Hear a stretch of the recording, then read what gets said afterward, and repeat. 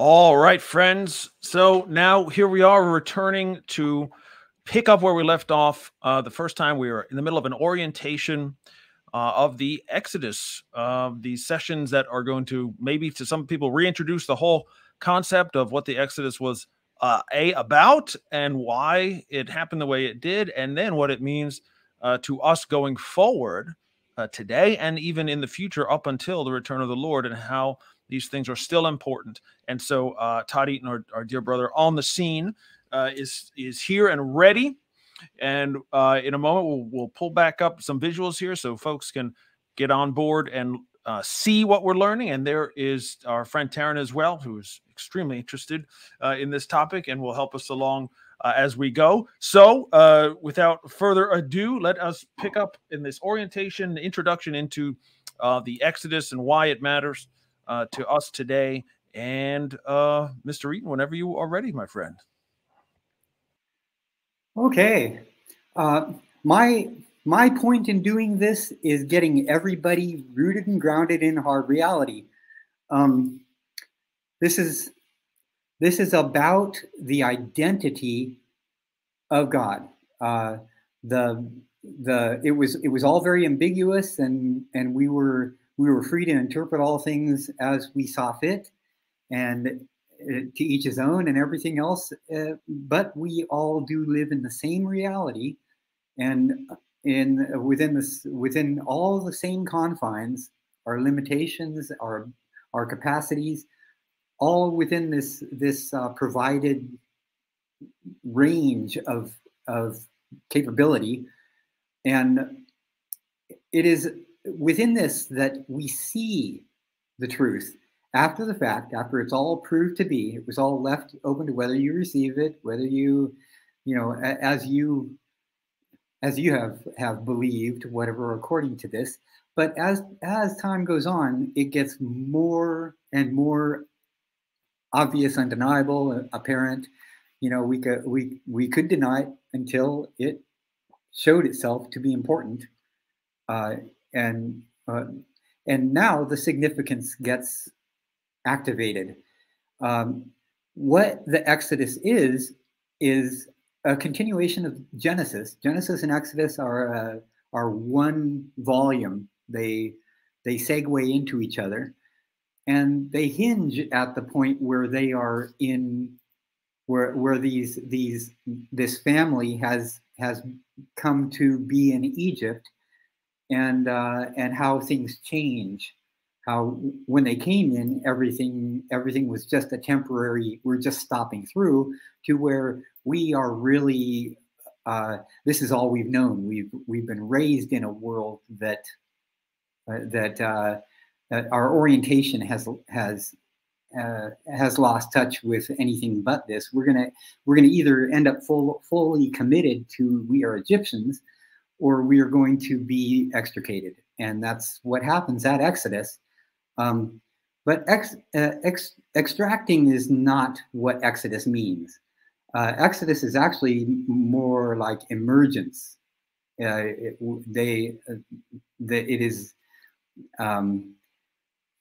the coming out, as opposed to being forcefully taken out.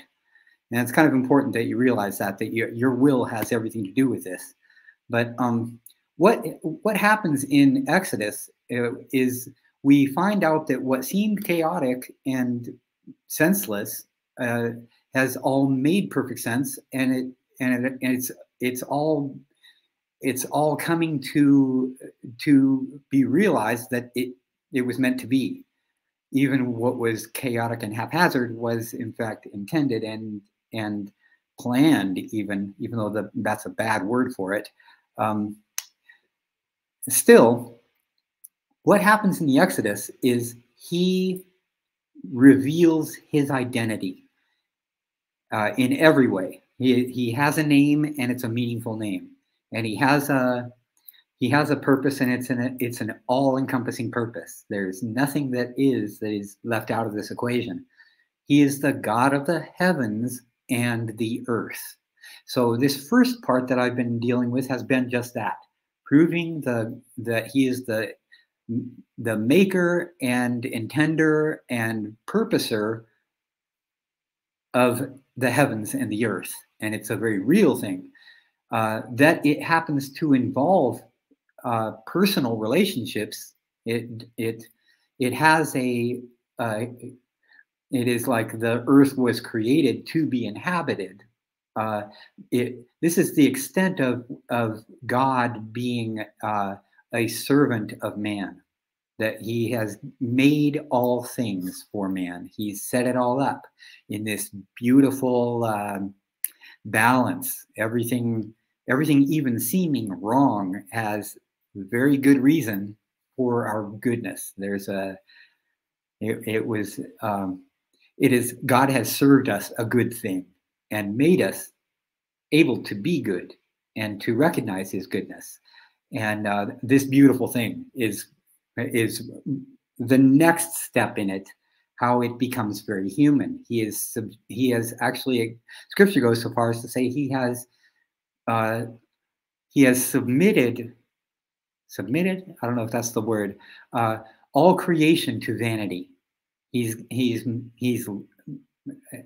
put it in our hands. We can go ahead, and he's put it within our capacity to mess everything up, and still it's okay. We can only do what we can only do, and it's so limited that though we think we are just catastrophic, we can just destroy the whole earth and everything. He laughs. He who sits in the heavens laughs at what we think is so bad that we should fear. And he says, no, fear not what man can do. Fear not what he's already promised. He's not going to destroy all mankind again. That's an important thing to realize, that everything that was promised sets us up in a very assured position about what's about to happen, and that it's all from the foretold from the beginning. He's told the end. He's determined that there is a script to everything that is going on. So this picture showing, oh neat, I've got a little ball on it. This is so cool. I told her to make me a cursor that I can point things out at on the screen, and it's a little wiggly ball. That's cute.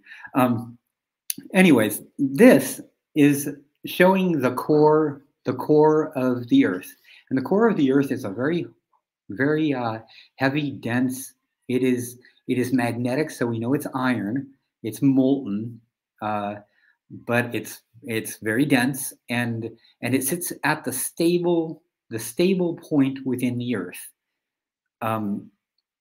Whether you could call that the absolute center of the earth in the sense of rotating on its axis, it's balanced in there, and yet the earth it has a wobble. It's and it sits in a fluid state within magma, so the whole thing is kind of wiggly in there, and it is an engine that's actually working, and this gives us this life-sustaining magnetic field that states at the top here. It is what's protecting us from the solar radiation whenever there are solar storms, and at the same time, it is giving us the greatness of weather. It gives the basically, without an electric charge up in the atmosphere, a lightning bolt can't happen. The positive negative spark thing can't occur. That is what causes rain. The humidity that is raised up in the clouds to become the rain that falls upon the earth. The thunder that claps the lightning that makes the strip of commensurate particles of air vaporize, that makes the heavens clap back together again, that creates the thunder we hear, that is what shook the heavens, is what makes the raindrops out of all those what would just be humidity, and makes rain happen. So the electric charge had to be up there so there has to be this magnetic field, and it's a wonderful thing. It's all part of the grand scheme of creation, that this had to be imparted to us. and that imparting broke off the moon and left us with continents that are all together, and a big piece of what is now the Pacific Basin was knocked off and became the moon, is really important. And so in our first one, we really dealt with that, how this Earth spinning faster on its axis at that point in time while the moon was close kept the Earth stable, even though it was missing a big piece. And as the moon went out away from the Earth and the Earth slowed in its spin, the continental breakup stabilized into what we now know as the continental plates, and this is the whole geological phenomena that we know, showing where the moon was carved out and how the expanding of these plates has filled back in, healed the Earth in a balanced state. It is only slightly off balance, and this has to do with the core and everything. It's beautiful what the great variables and random haphazard kind of way of looking at things, it's all messed up, is actually making perfect sense. We need to get the slides up. They're not showing. No way. These are not showing? No. Oh no. I don't know how to do it. You got to get in here. This is you. Okay, do you want to start over again? It's a team effort. No. The information is good. Something we just missed basically. It sounded like one or two things. But yeah, if you just hit share at the bottom and then I have to exit first because he already brought up what I thought you were seeing. Ah, okay. Oh, so this is what I say. You may want to just go ahead and start over again. Right. And if you want me to be shorter about it, I can do that. Okay. Hang on a sec. Let's see if I can pause this.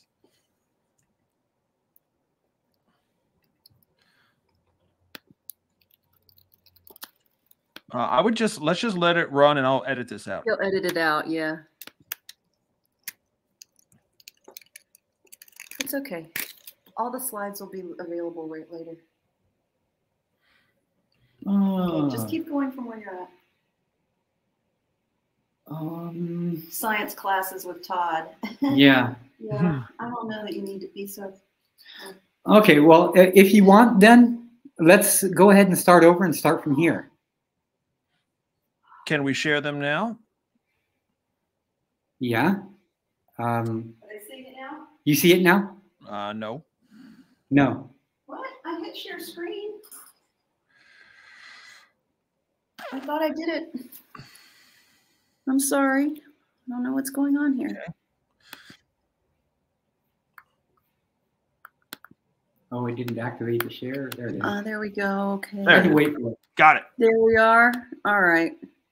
Yeah, they've already got what you were saying. What you were saying really is fine without a picture of the. Just go from where you're at. There we go. Okay. All right. Can this be instead of that?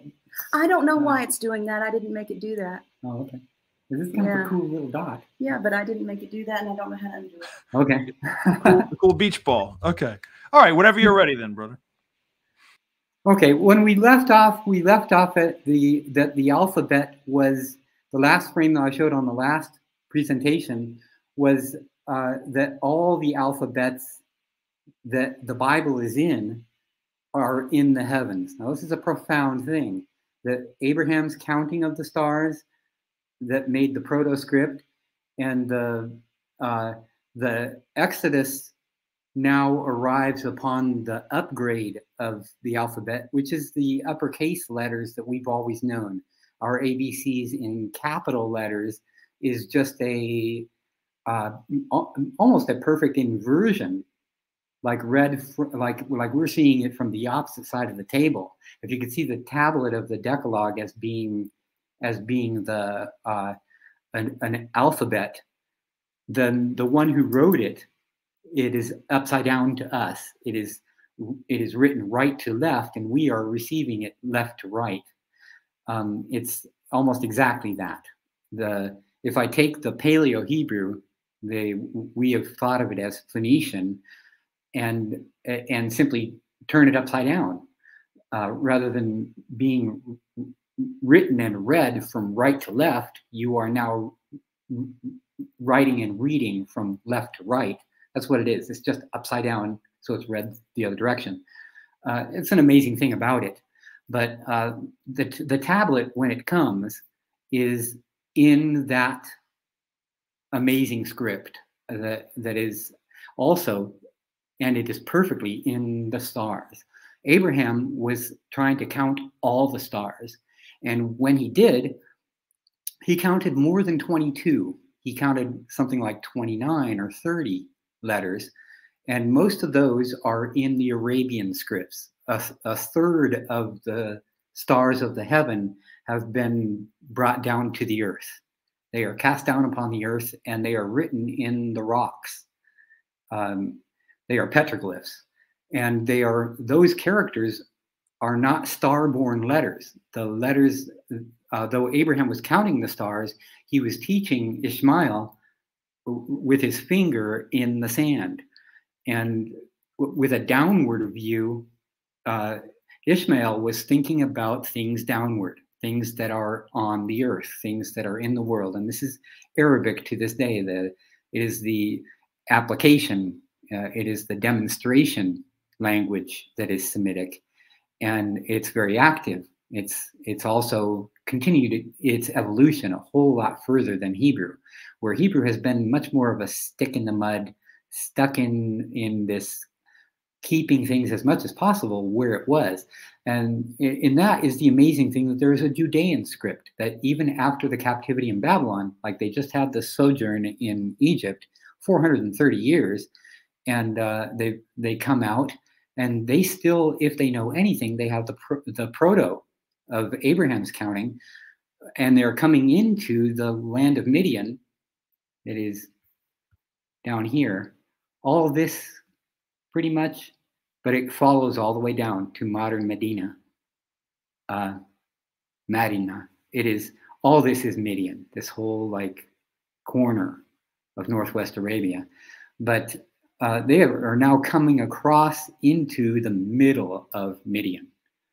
And that's where this great city is. That is Jethro's, it is what they call the Well of Moses. And all this is where he lived. And he was there for 40 years before being sent back. And he gets the orientation with both.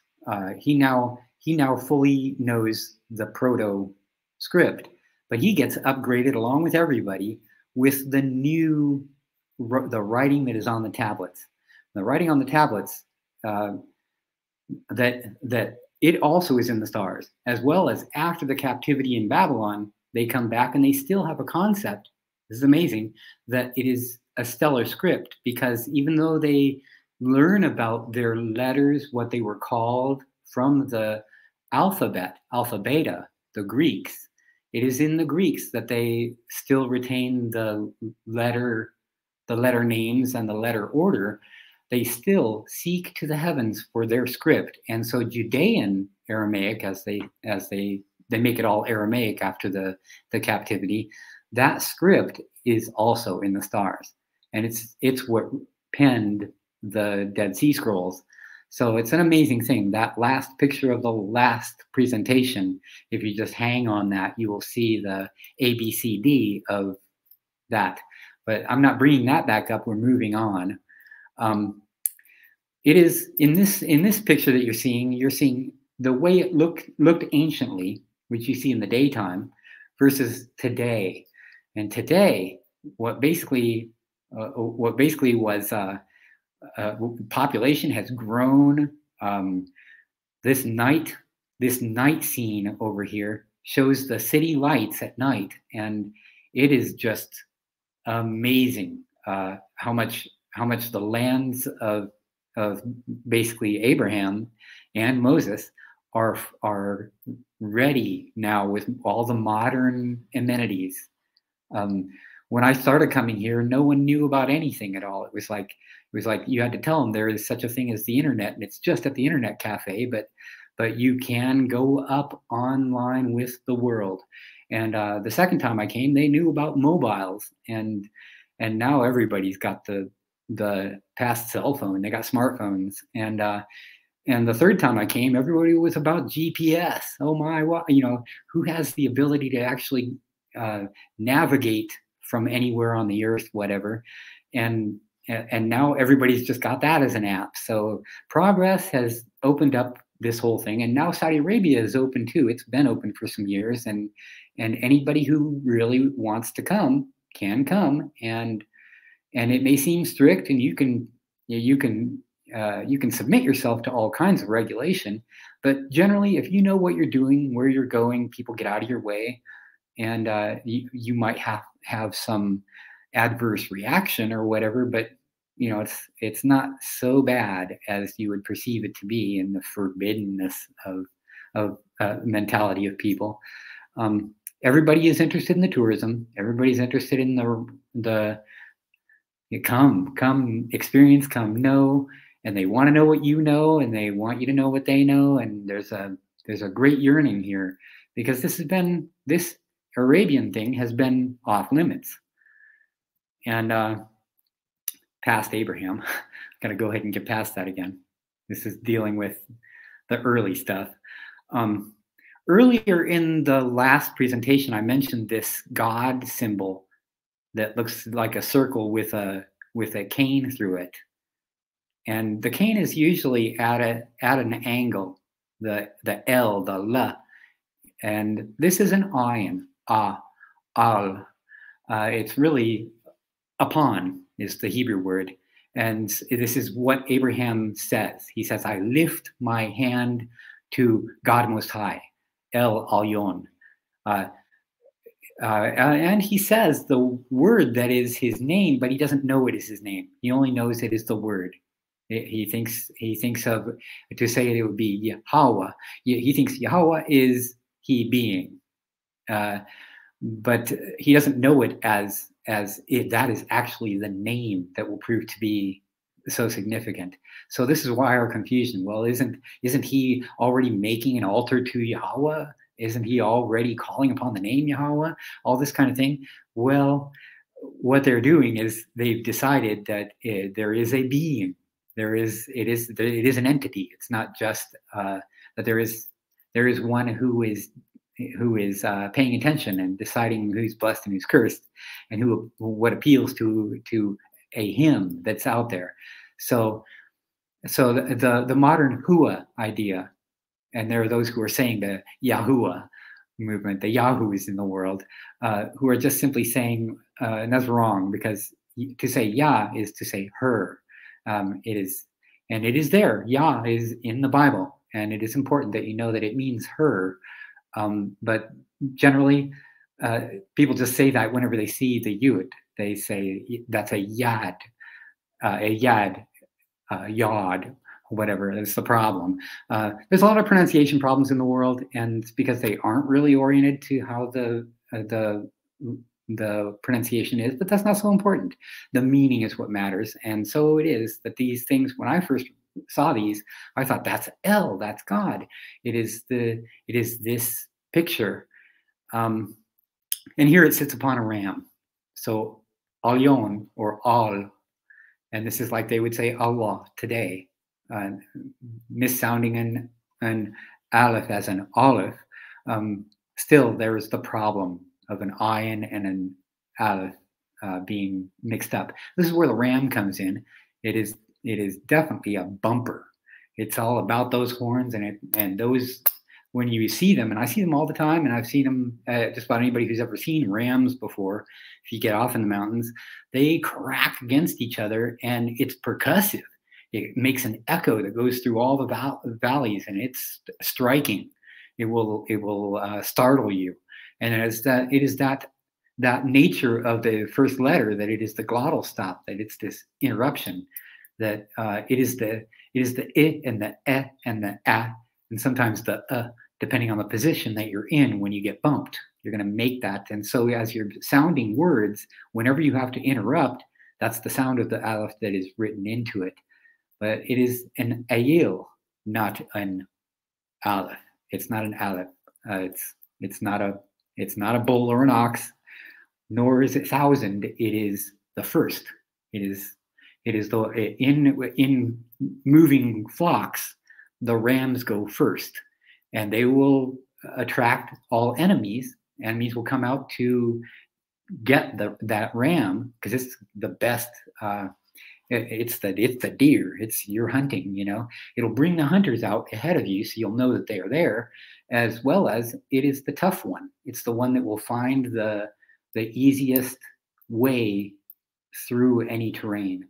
So they're the ultimate leading animal, and it is the leading letter of the zodiac or zoo of the alphabet.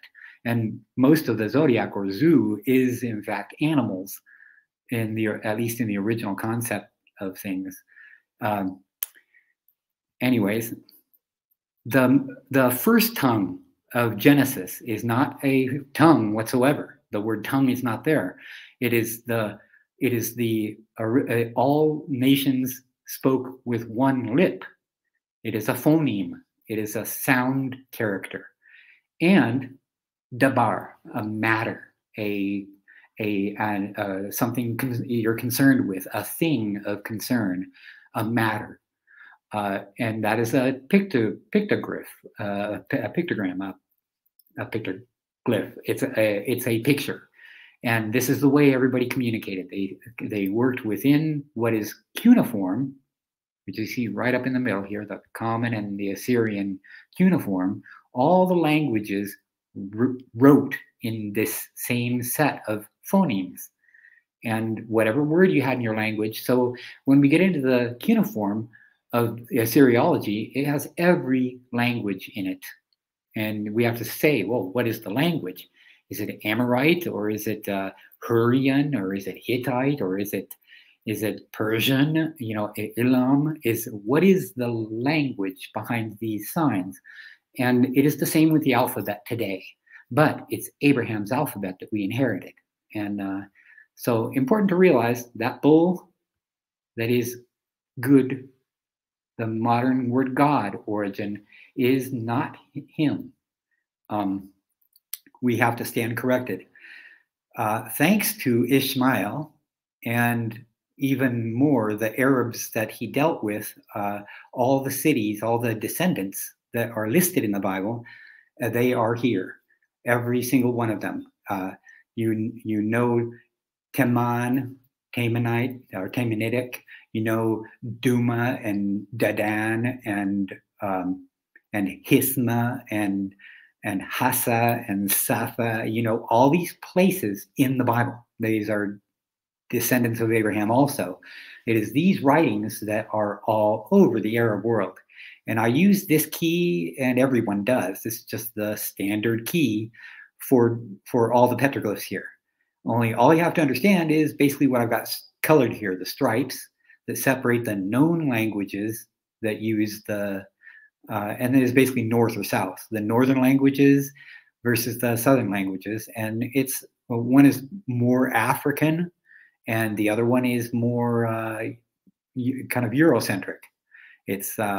There's a northern and southern, and in between these, the white up the middle is Thalmudic, and they call this all Thalmudic when you don't know. If you just come across these writings, they say we found some Thalmudic writings, and you'll find out whether it is the northern or the southern as you go into the translation of them, or you get into what I do, sounding them out first, and then I start tossing it off of, well, which lexical work does it make sense in? But in between, you still end up with this couple scripts that are in fact Thalmudic, which means unknown. The language is not certain. We haven't yet had either they're extinct now. There are people like maybe Horites or whatever. One of the people that Abraham was dealing with that are mentioned in the Bible, but we don't know who their ancestors are. it still has not come to be plugged back into it again. So Talmudic in the middle here, Talmudic C and D, remain undeciphered. And so they still are categorically Talmudic. And that has to do with the Quran, the Ad people, the people who are an unknown extinct race. But we find their ruins, or whatever. This is the idea. But just so you know, in the Assyriology, we had these, and they are just a round cylinder stone, which you see at the right. When it rolls into the clay, it is your seal. It just hangs around your neck on a pin, and you take the two ends of the pin and you roll it to sign your name to a legal document. And you're putting your hand, like the guy standing here, you're putting your hand to it. This is the seal in its earliest form. They wrote in clay, because clay was and this is what you would seal. They wrote in clay in this cuneiform, and cuneiform just means cone. It's like a pen that is for calligraphy. It's got a flat point, and you press into the clay to make each sign, and it's got that triangular shape. So you see the wedge, the cone, and they also did write in cone shapes too. So whether they named it after the first cuneiform was found on cones, or whether they name it after the fact that when you see the letters, they are written with little wedges, little cones. Either way, this became called cuneiform. This is a most important piece, because it turns out to be Hurrian. And Hurrian, which you heard from the first episode that we did, is what Abraham was. He was a Hurrian. And when he came down, he brought with him a whole comprehension of things that develop into what we have in the Bible. And the closest thing today you could say these people is the Gypsies, and their colorful dance and clothing and music, and how they are both male and female oriented. They're not based on a male dominant idea. They have both kings and queens, and they have generally marriages that are in charge of things. And more than that, women do everything men do. They can combat. They can play all the same games. There's a certain equalness in them. But these Hurrians, this Hurrian document is on this side a set of lyrics like Psalms. At the heart of the Bible, you have the Psalms, and all they require is a beat. So you see the Jews in the Siddur, the prayer book, doing this rhythmic up and down thing, because all it takes is that beat. And if you don't have an audible beat, you got to just have the rhythm. You're thinking top beat, down beat. You're thinking up, like Jamaican music, the Rasta has that top beat, or you're thinking very kind of tribal bottom beat kind of stuff. But either way, you got to have that bottom beat, top beat, the bass, the snare, the whatever. You got to have the beat. And that's all you need to do a lyrical, a poetry, whatever reading. But it's just, this is lyrical. And this, you'd think that's all it is. It's just meant to be read that way. But then there's this side. And this side, the opposite, has an amazing thing. It is all done in musical spaces. The whole thing is all about whole steps and half steps that are composing the scales, the musical notes. And this is a new thing to everybody. What? This is the earliest song. If you could think of song as more than song, should be like psalms, just lyrics. But nowadays, music, which is what this really is, this is a music text behind a song of lyrics text. And it is in this that the most amazing thing is learned. Get past the words, and this is the words sounded out, and this is the words translated for you, where you learn something about a marriage, the responsibility of a wife to a husband, or how you can have another replace you. You're the wife, but you're failing to bear a child, so you can have the servant bear the child for you. This is a little picture of that. It's a Hurrian thing, and you see it in Abraham's life. It's about the earliest drums. So drums and bells both existed before Abraham and before this occurs. But until then, the only notation we had was this, the flute. And earliest flutes go way back to the Stone Age. They loved hearing sounds that they couldn't make with their mouth. So long before there was lyric, there was harmony but a flute can be quite chaotic. It doesn't necessarily have to be. We get real precise with making flutes now that have a solid note, like the keyboard. But back then it was quite random, but still it made higher or lower pitches, and they like we hear today, kind of randomly playing a flute, and it's pretty. Maybe it was like a shofar. You could hear a sonic point of reference, and maybe it was used by shepherds to call, like we do a whistle to call an animal or whatever. Who knows? But we do find, made of bone, these flutes, and when we find out where their notes are on the keyboard, they're all in this kind of range, and this section of notes. So this, you could say, is the earliest music, but it's not done like that Hurrian thing where it's actually in steps. It's actually written to be like you have here. You have the white keys are all major, and the black keys are all minor, and you navigate the white keys by these black keys, and it would actually be like starting from a 1. Like to the left of 1 is A. You'd have A, B, C, D, E, F, G, and at F, G here. At F, G, and at way back here at at B, C, B and C in the middle here has no black key in between it, and F and G have no key there because they are a half step, and it's that half step, whole step thing that maps out, and it calls these sharps.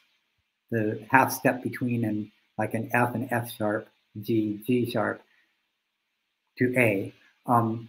But it gives the 12 to the otherwise 7 notes. And this is important that you understand 7 notes are between an octave. So wherever you have a G to a G, you have 8 notes. There are 7 spaces in between those 8 notes. The octave, the oct or 8, October, if you remember, octave. You have 8s, and you have 7 in between, 7 spaces in between 8. And these are the scales that are on that tablet. Quite an amazing thing that there are 7 scales written there. And today we have the same thing. This is the foundation of music, and it is, as we know it, real chromatic understanding of music. So you had to have all 12 strings to be able to do this, so that you have all the sharps and all the flats as well as the whole notes, and it's all together. 7 major, 5 minor added together, you've got all 12 notes. You had to have that to do these 7 scales. And today we know them this way. Now, this is amazing because it comes from the Exodus also. It is at the Exodus where you have the menorah made, and the menorah is made for the week, and it has to do with time again. But it is 6 hinging on 7. You have 6 days of work, 6 years of work, and unto the week, the 7th day that you cease, you desist, you set it down, you sit, and you give up on everything for, to know basically, did you succeed in your 6 days? You find out, did I actually make it count? Did I invest in my 6 days for the 7th day, or I can't keep it? I got to get back out and get it. Or did I work any difference in that 6 days? In the 7th day, I will know it, because time will go on without me. When I die, did my life count? Did anything I did add up to anything? And that's where the greatness of it is. But the balance point of a menorah, right up the middle, is this is the hinge. It's the hinging point. It is the center of the menorah that you do. In this is Dorian. Dorian is an amazing scale because it goes forward and back identically. Dorian is the same whether forward or backward. Same steps. Whole, half, whole, whole, whole, half, whole. It is these spaces in between the octave that are the interval between absolute notes that it's all about. And all the other ones, you only need to know 4 scales, because actually the 3 on one side are the same on the opposite side. So the opposite of Aeolian is Mixolydian, and the opposite of Locrian is Lydian, and the opposite of Ionian is Phrygian, and Dorian is both ways. And in this is the entire mapping of harmony. And in this harmony is amazing power. But we are only just beginning to understand that, even with all of our amplification, how reverb works, how substances harmonize with vibration, and how all substance has a tone, a frequency to it, whether you tap the wood or the metal, whether it chimes or whether it tones, whatever, there is a vibrational thing going on. This is just amazing stuff. That these are named, that these 7 notes get names. There are 7 notes 7 times. They are the 7 church modes, and these are in the Revelation. They are the 7 churches. It is actually our do re mi comes from what is attributed to Saint John, and it is the 7 thunders themselves. It is the key of David that is in the hand of the Lord, who is walking among this lampstand. It's all amazing stuff, but to these notes is given these 7 letters: A, B, C, D, E, F, G. G back then was Z, and F back then wasn't Fav or Vav. It is W, an oo sound when it's infixed. So I call it a woo. That's the best way to call it. There in the alphabet, in the Hebrew, there is such a small. They actually want to say there is no lexical foundation for the letter. The letter is simply, it's what it is. It is a link. It is a coupler. It is a buckle.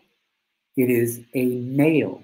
Anything that joints 2 things together, and that's what it does. It is done with 2 lines joining that cross each other up. Originally, it was a circle with a line through it, like a belt buckle. But anyways, as life has gone on, it still is the same. We still have a letter that looks like the ancient Zayin, that is G. And the ancient G, Gimel, has become C. So Aleph, Bet, Gimel has become A, B, C. But anyways, the order is still the same. The letters are still in the heavens. The meaning is what matters. And so it's not all about like you've got to change. It's just you gotta see what it says. Maybe seek the Father, seek the source, seek the origin. Get this stuff, because it's going to point at God, which is forward. All things are to God. It's toward God, and in the end, you'll know what God is. But awesome stuff.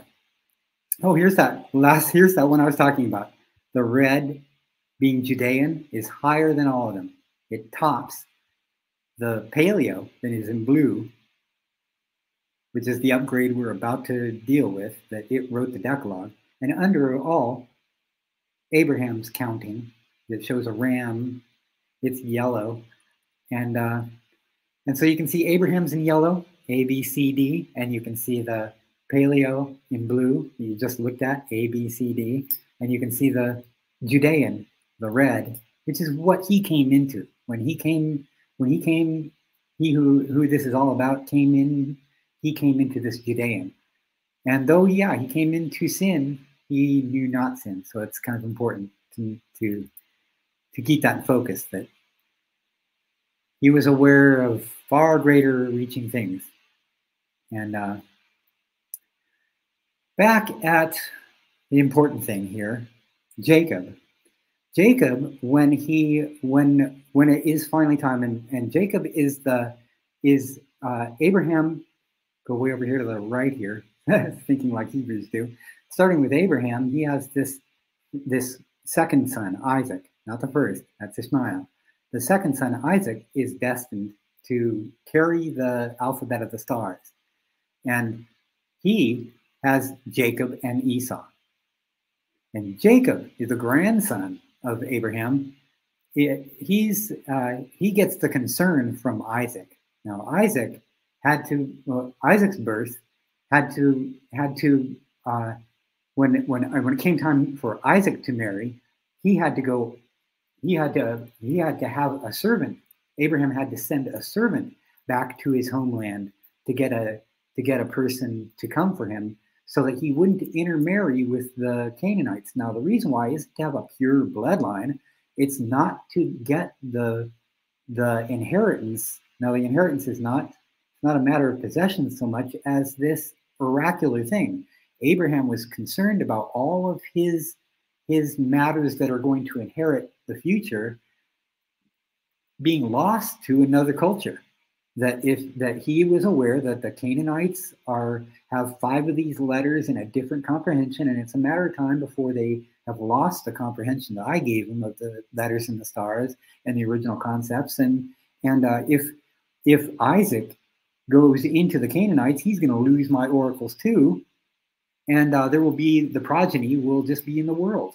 So he's so concerned about this that the one that was sent into the world, he's preserving them in rock. He's writing this stuff. It'll stand the test of time. It can go ahead and evolve. It can go ahead and grow exponentially. He's going to be 12 nations that are going to be a great people in the end of the world. And Abraham can let Ishmael go, but Isaac he's really concerned about because he's holding the oracles. And Isaac has these 2 sons, Jacob and Esau. Now, Jacob and Esau, they both get preserved by God through the Exodus story. Jacob, he's the one who has to actually go back himself to the land of his father Isaac and get a wife. And he ends up getting 2 of them. So he agrees to serve for 7 years to get Leah, and Leah's got a handmaid, so he's already kind of got 2 right here, but he's got 1 wife and her handmaid.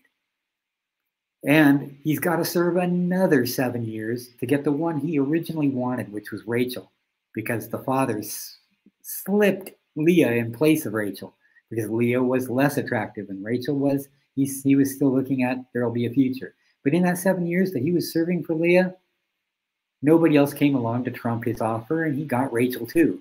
And along with Rachel, her handmaid. So he ends up with basically Leah isn't delivering until it's like, oh, well, no, Leah does. Leah gives him some and leaves off and doesn't give anymore. But Leah's the primary one, and she gives her handmaid to Jacob. So this is still back at the same Hurrian thing we were just looking at, that there's this idea that when the wife is belittled, that she can give her handmaid. And then finally Rachel comes in and she gives her 2, and finally her handmaid does.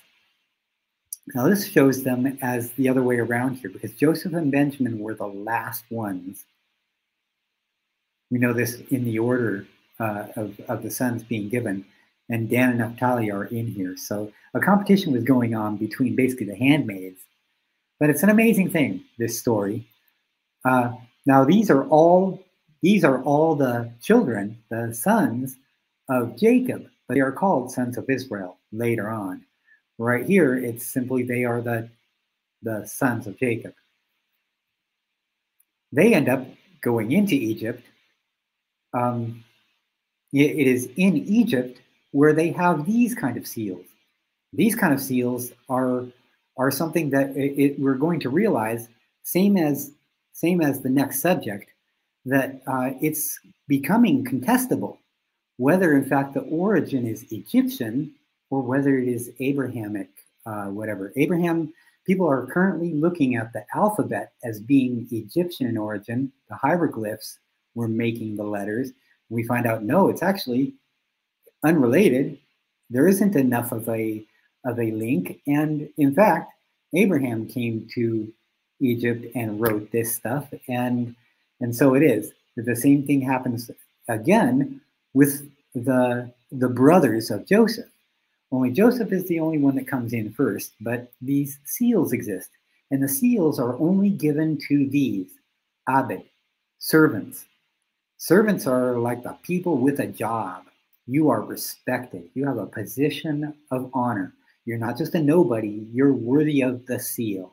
Same kind of thing as the ancient thing that was kings and governors, people with that held a high office, whatever. Well, these are the same kind of thing, but it's in Egypt, and they do them on these scarabs. And scarabs are like beetles or fish or birds or something. There's some, and this has something to do with the service that you have. There's something more to it than I've bothered to look into. Why certain things? What's the meaning of the symbols? Egyptology is a huge field to get into, but the important thing is this Abed word. And Abed, it is an ayin, so it has the ah sound, like an omicron. Abed, Billah, as they say here, servant of Allah. The servant word here is very important because it is the word that we translate slave. That when they came into Egypt, they were slaves. And that's not the case. They were serving. They had to serve. They had to be worthy of their keep. The servant is worthy of his keep. Important that you know the distinction. That slave is actually a bad word, and we shouldn't be using it. And abed is a very honorable word, and we should respect it. That's the lesson learned in these things. But circumcision, they say, is Egyptian invention. Now I have to go ahead and go with it, just because that's still the official chronology. But chronology of Bible and chronology of Egypt are still in the works. And we're learning that there is actually a high chronology that works better than everybody tries to go with the latest. These things are come lately, whatever, and they push it as long as they can that basically Hebrews were copying the nations that they were from. So Abraham from Sumer was learning the Babylonian way first and stole all that from him. And the idea of the Sabbath wasn't really from the Exodus. That's just a myth. They got it in captivity. And all this kind of stuff that's been an accusation, we found it doesn't work. It doesn't work with the archaeology. The archaeology discovers too much evidence to the fact that this is a Hebraic either innovation or origin in greater antiquity. So amazing thing, but we do find this circumcision thing occurred in Egypt, but rarely infants. Rarely is it an infant that is set down and circumcised, and only just the smallest fragmentary stuff has ever shown anything to do with a even youth being circumcised. It's a late thing, and it seems to be that Egypt wanted it destroyed. That being said, basically, as far as the Hebrew thing goes, the seals always have this double line. down the center. It looks like an equals. And this equals thing is what was necessary to do a circumcision on the stone. So what these seals are is really the naming. When you are presented on your 8th day, according to your time of birth, when you came, the stone is brought forth. This is a priestly function that he must keep the calendar and know the stone to record the given name, and it's a chain that bears that name to the sofer, the scribe that writes it in to the stone, inscribes it. But important, because that name, a name that you're given, isn't just empty. It's not just you were born with that name, your parents liked that name and they just gave it to you, but they actually watched you for a whole week of days and saw your characteristics, saw your inherent personality trait, whatever, some descriptive term, which is what Shem is, representation. It's a descriptive term for something. It's a very powerful word, and a name is a meaningful thing because it is always descriptive. This is really crucial in the Exodus because you have to know that the name of a place that it gives is descriptive of a geographical reality. You aren't just plain looking for some traditional name that's probably lost with time. It's not so stupid. It's a descriptive term, and when you encounter the geography, it's going to shock you that that's the very word that you were looking for. If you translated it first, you can follow that guide, and it is a Torah, a tour that is actually instructing you and guiding you between to the next location, from a location to a location, and you're always on this path. But if you don't know it and you're just looking to reconstruct it, then you got to know this first, that names have meaning and they are descriptive of who you are or where it is or what it is, whatever. Important stuff.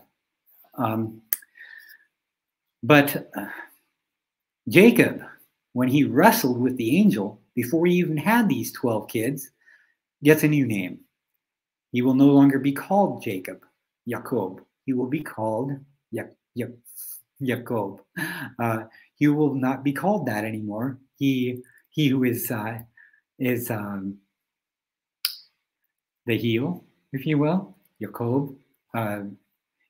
He came after. He tried to push into the fore and ended up following after. And this is a good picture of what it's been in the flesh, but in the spirit, because he struggles to know who it is. He wants to know, give me your name. And it's so important. He wants to know who this angel is. Identify yourself, God. Well, it's Moses that gets the real identity of God. But Jacob longs for it. And in doing so, he'll walk with a limp for the rest of his life. Because, and you can see his hand on his hip right here. It gets thrown out, but he's holding on to that angel. You know, that's basically, in reality, the angel was pinned. Threw his leg out, but he's already in the hold. He's pinned down. He's not going to let the angel go. It's not just a handhold. It's he won. This is what Israel means. He prevailed against God, and so he gets his name, and so Sons of Israel becomes the next big deal. Joseph, when he has these visions, his brothers get jealous of him. He's the favored son. And so they take off his colorful coat, this dream coat idea. They take it away. And this actually should be up here in the picture with the other picture with his brothers who are getting distracted by their lunch and by some merchants that are moving by, and in their distraction, he gets brought up out of this pit that they threw him into. They don't want to hear his dreams anymore. They've stripped him of his dream power, and they've sent him down into this pit, and so along come these Midianites and these Ishmaelites, and the Ishmaelites that are coming that are coming from Gilead. They are coming from the east to Dothan, where he is. This is an amazing thing, that route and where they're at, to understanding where actually what it says is Hebron, that Jacob was dwelling at Hebron, which is way in the south, and yet they've led the herd to Shechem, which is way in the north. It doesn't work. But the clincher is, well, which one's right? Dothan, which is actually right on the opposite side of the ridge of Shechem. So you know that the real place of concern is not where it's called today. This is so it is. The narrative straightens out the problems that we have today, where people are looking in archaeology for where's the proof of this event happening, and they're looking in all the wrong places because they're looking at traditional names that have actually been multiply used or have been completely displaced, and so they're like, there is no proof. It's a myth.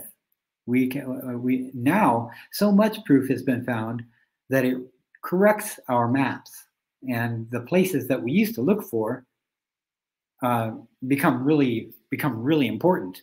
Well, just the same way as Jacob got renamed Israel, Joseph, when he goes to Egypt, gets a new name too, and we find these in seals, interestingly, and we find them also on the geography, places where he was at. It is still the name that he was given is still the name of the channel that moved the water through when they had to make a channel to do the mass irrigation for the time of making the most of the time of plenty that he's concerned with. He's about making these pits that are filled with the wheat in this chain for 6 years, because there's going to be a need in that 7th year, to turn this whole thing around, because you're going to have a 7 years of drought that occurs, and things are quite chaotic, and they're going to have a centralized banking system.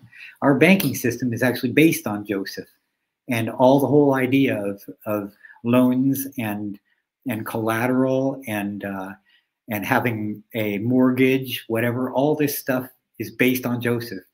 It's an important thing. Joseph is given a palace, and in his palace there are these. This is an amazing thing, because we not only did we find the seals, but we found the palace, and this palace is not the same palace as yet another one that happens in the Exodus. This palace is buried at that point in time. But it is really interesting that this is where his brothers would have been brought to when he invited his father and his brethren to become where he is, in control, and be saved and become an important people. Now, as far as these people go, the Hebrews, when they come, and these have been construed for the longest time as the Hyksos. But interestingly, they have the coats of many colors the same way that the favored are colorful. This is the wives, and these are obviously like important people. You could picture Joseph being in one of these kind of coats. But amazingly, we find that down here at the bottom of this man, we see the amazing tassels that are later, and this is in the Exodus, they are reinstituted. So over the course of the 430 years that Jacob has been, and his progeny have been servants in Egypt, they've lost this tradition of having the tzitzit, the little tassels on the corners of their garments. And this is an important thing, because when finally, in the end, this is after the Exodus has occurred and after they've got the oracles, that they think of going back to Egypt, and they still haven't gotten their tassels back. It is at that point in time that it shows up in the Torah that okay, you complained, and you say you're going to just fine, give up and go back to Egypt. Now you're going to know my breach of covenant, and I'm leaving you to yourself. You're going to die. This whole generation that I've saved from Egypt is going to perish. But at least I'll give you back what you lost in that 430 years you were in Egypt. He gives them the tassels. And that may be a good place to. Hey, Todd. Sorry, we're just listening intently over here. Lots of awesome visual aid and help too, because a lot of people learn like this. So it's very, very helpful. So we're at the point now where we should probably pause it. And now we're in the part of the historical account where, yep, this is how Israel got into the land of Egypt to begin with, and this is why God is going to help them to get out. And so we're right up to the precipice here. I think this is a real good spot. So Todd, I thank you so much, brother. Your work is truly invaluable, and we're just blessed by it. Taryn, did you want to put in a little 2 cents here before we go? Thank you. Yeah, I'm a music teacher. You may know more about scales than I do. Oh, look at that. I might employ you for the history of scales. Well, now you know more. That's amazing. That's amazing. Yeah, God is he's really involved. He's got his hand everywhere, right? Yeah, Amen. it may take a handful of these episodes to cover the entire wonderful thing, but people will know how great this whole epic is in the end of these. Amen. Amen. Good teaser. All right, friends. Until next time, for Taryn and Todd Eaton, thank you. Manti, and bless you, friend. And we'll see you soon. Bye. You've been wonderful.